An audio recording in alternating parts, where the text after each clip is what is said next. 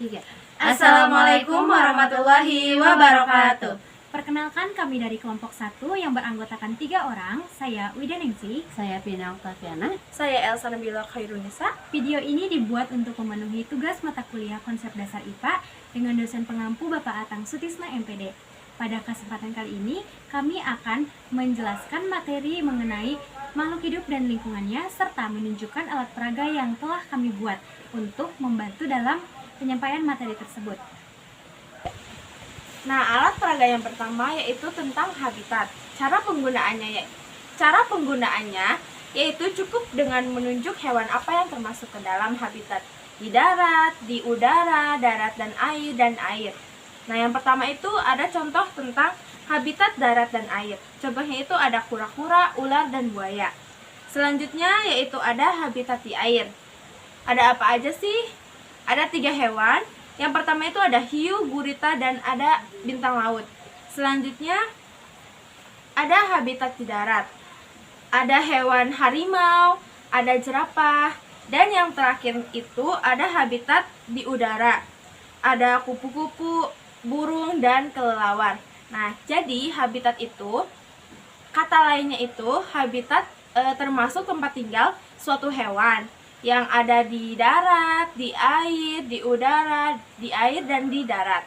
Alat peraga yang kedua yaitu tentang lingkungan sehat dan lingkungan tidak sehat.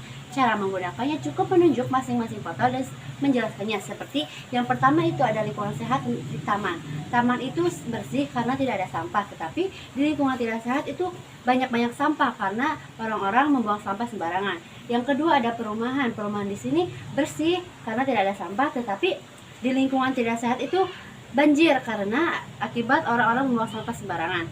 Yang ketiga itu ada sungai. Di sungai yang lingkungan sehat itu tampak bersih karena tidak ada sampah, tetapi di lingkungan tidak sehat itu tampak kotor karena banyak sampah yang berserakan. Alat peraga yang ketiga yaitu tentang pencemaran. Nah, cara menggunakannya yaitu sama, cukup menunjuk masing-masing gambar dan menjelaskannya. Seperti di sini ada pencemaran air. Nah, pencemaran air disebabkan oleh limbah-limbah dan juga sampah yang dibuang sembarangan. Yang kedua ada pencemaran tanah. Pencemaran tanah juga diakibatkan oleh pembuangan sampah sembarangan, dan pencemaran udara diakibatkan oleh polusi kendaraan dan juga polusi dari pabrik. Yang keempat yaitu penjelasan alat peraga tentang diorama rantai makanan. Diorama rantai makanan ini adalah alat peraga yang menunjukkan antara makan dan dimakan makhluk hidup, mulai dari produsen, konsumen, dan pengurai. Yang pertama ada ekosistem rantai makanan sawah.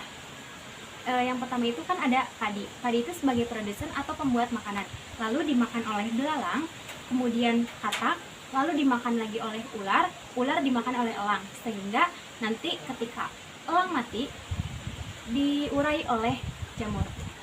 Nah, untuk selanjutnya yaitu ada ekosistem rantai makanan hutan.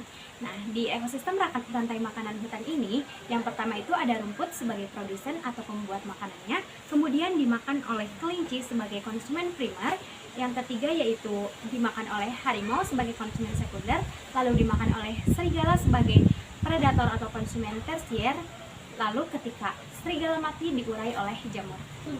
Selanjutnya yaitu ada ekosistem rantai makanan laut.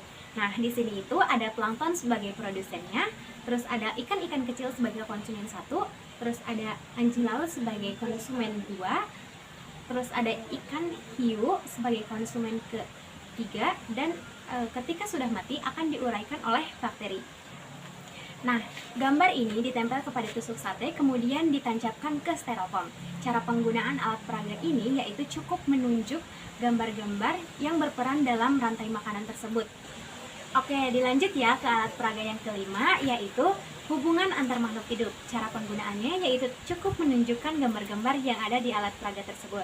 Nah, di hubungan antar makhluk hidup ini terdapat 3 jenis, yaitu ada simbiosis mutualisme, simbiosis komensalisme, dan simbiosis parasitisme. Simbiosis mutualisme ini merupakan hubungan yang saling menguntungkan. Contohnya ada kupu-kupu dan bunga matahari. Kupu-kupu mendapatkan makanan atau nektar dari bunga matahari, sedangkan bunga matahari terbantu dalam penyerbukannya. Yang kedua yaitu simbiosis komensalisme. Contohnya itu ada ikan paus dan ikan remora. Ikan remora mendapatkan sisa-sisa makanan dari ikan paus, namun ikan paus tidak dirugikan ataupun diuntungkan. Yang ketiga yaitu simbiosis parasitisme. Simbiosis parasitisme itu contohnya ada nyamuk dan manusia. Nyamuk mendapatkan makanan berupa darah dari manusia, sedangkan manusia dirugikan karena merasa gatal. Cukup sekian. Wassalamualaikum warahmatullahi wabarakatuh.